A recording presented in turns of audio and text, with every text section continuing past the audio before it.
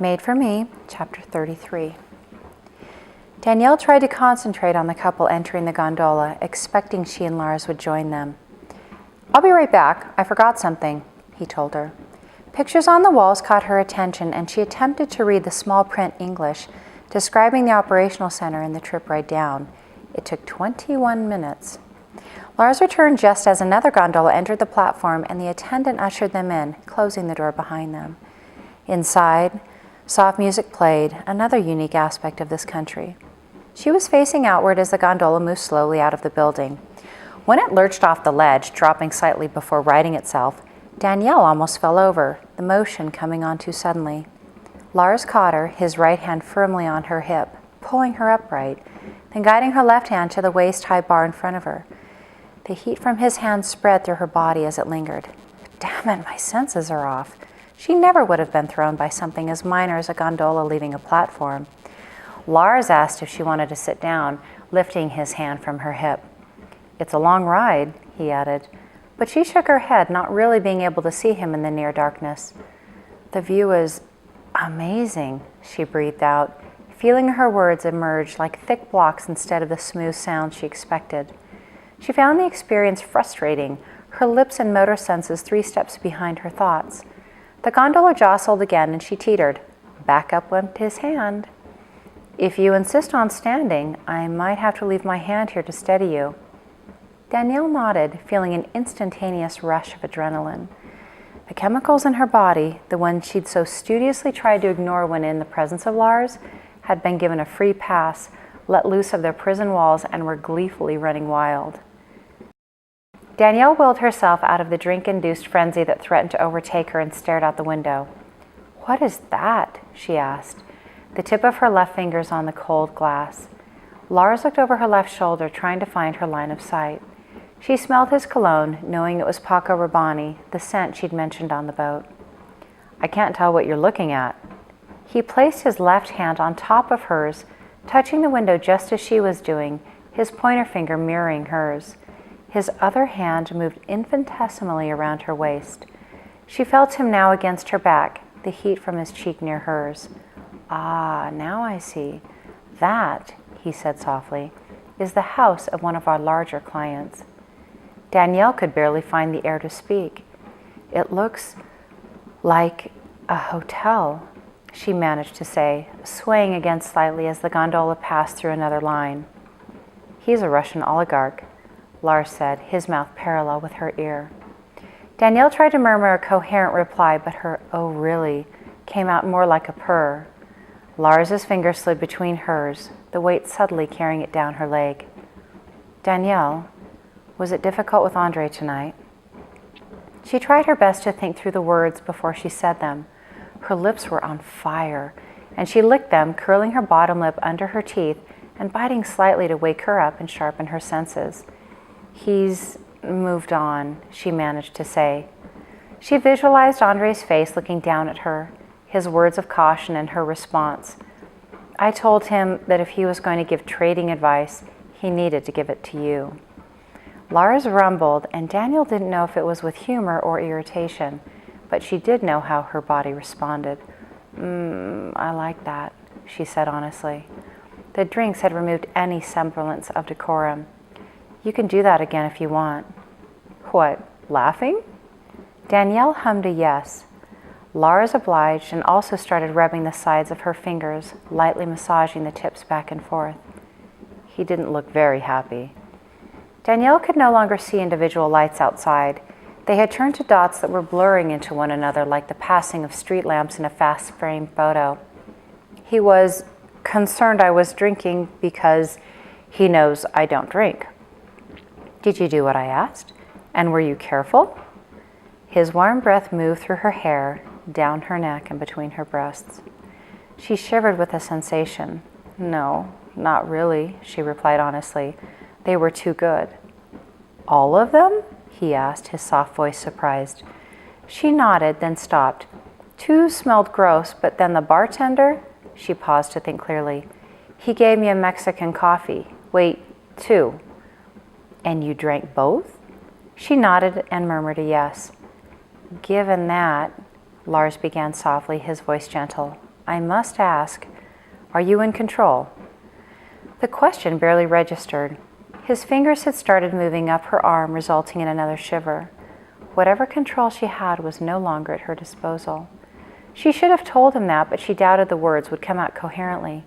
All she wanted to do and have was his touching and the gondola ride to continue. That Lars was her boss, the managing director, was no longer a consideration.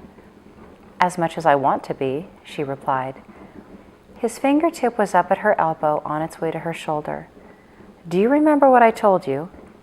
She hummed, visualizing his lips and words moving through them. I remember everything you tell me. His chin vibrated against her neck as he acknowledged her reply. About what happens between those who work together in the office. His finger was now on the skin of her shoulder, continuing its journey. We're not in the office, she replied, wanting him to press his cheek against hers. She heard Lars sigh, but it wasn't with irritation. Do you know what you want? She smiled in triumph. Even in her impaired state, she was a challenge to him. Yes, she purposefully drawled. He was seducing her, bit by bit. This hormone high was familiar, and it only came with the older men she'd been with. No rush, no hurry. Lars was her senior by a decade, and it showed in his manner, his words, and now his touch. Can you tell me? He asked. I'd like to know. Danielle tilted her jaw slightly as he now ran his finger along the edge of her face towards her chin. No, she answered, finding what little resolve she had left. I can't. Her eyes closed, fighting the overwhelming desire to turn to him.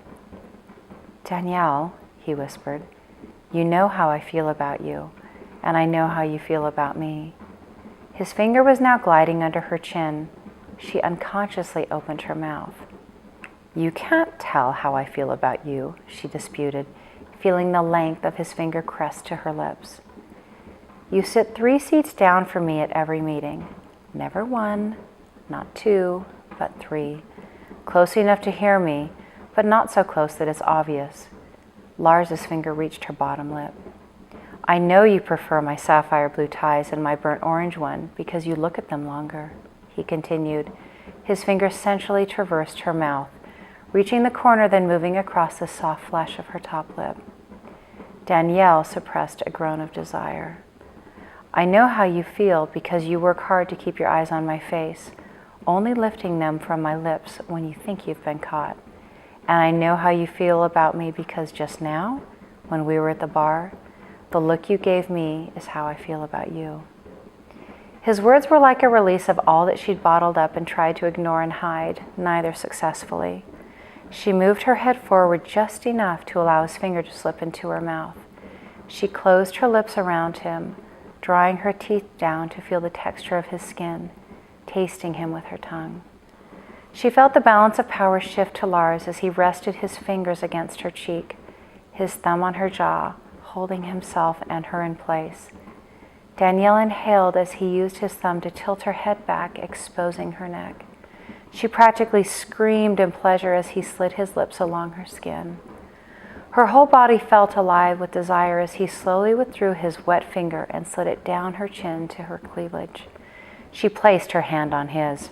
A part of her, a very small part, told her that she wanted to be fully present to experience his first touch on her body, not in a state of half-awareness. It was Lars's turn to groan, but he accommodated, moving it back up to her neck. Danielle tilted her head back and his lips momentarily touched hers, but she turned her head away. No, he murmured. It was too intense, too emotional, too intimate. I have to look at your lips on a daily basis, she said. If I know what they feel like and taste like. His lips vibrated against her skin and she imagined him happy with the knowledge.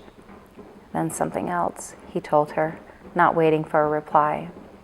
His right hand moved down her lower back, his middle finger finding her tailbone. He gently curled his finger, stopping just at the edge of pain, giving her a shudder as he spread his fingers out, gripping her, rotating her body towards and into him. She gasped as he pressed himself against her, his hand rocking her pelvis up and down. Danielle's hand slipped under his arms and up his back, hesitating as her lips reached his neck. "I'll have it dry cleaned," he breathed as he kissed the fine hairs on her skin. Danielle bit him, her nails digging into his jacket. Lars didn't let go of her as she pushed him backward and down to the bench. In one move, she lifted her other leg up, straddling him, her hands now in his hair, moving her cheek along his. Lars caressed her thighs on the outside of her dress, and she slowly descended on him, humming with pleasure as his hands moved up and down her body. "Do you want me to stop?" he asked clearly, his voice low. Danielle bit his shoulder, moving herself up towards his belt, and then down again, all the while feeling him against her. "No," she murmured. "Please," she began, and then paused, unwilling to verbalize what she wanted. Instead, she raised herself up slightly on her knees, his fingernails now going down the back of her thighs. "Please what?" Danielle moved her lips within his dark hair, gasping as she felt his lips traverse the exposed skin of her neckline. She felt his tongue in her cleavage and gripped her legs tighter. "Please, can you let go a little?" Lars pulled her down into him. Yes, a little. He opened his lips, allowing her to hear his jagged breath, the hard, short spurts coming out as he rotated her left and right and then around on top of him. "You are so unbelievably sexy," she breathed, revealing one of her closely held feelings towards this man. Lars' strong arms went up her back and hooked onto her shoulders, pressing her down into him hard. She inhaled, lost in the dizzying effects of his touch. He inherently knew where to move her, how hard to press, and then, after she'd given into her body, softly rubbed his lips against her cheek, kissing her, slowing his movements as though he knew she were sensitive. He was all she had hypothesized him to be, refined while strong, expert and focused. "Danielle, you stimulate me on so many levels." The sound of Lars's uneven breathing nearly seduced her again, and she swayed, feeling another round of lightheadedness. She gripped his shoulders. "We're dropping," he told her. She tried to think clearly enough to express herself. "I'm not unbalanced by the drop." As her heartbeat slowed, Danielle felt Lars slide his hands along her back, adjusting her dress, smoothing the material. She tenderly bit his neck, running her tongue down to his shirt and then back up to his chin, where she stopped, looking into his eyes. She knew that it was time to come down to earth.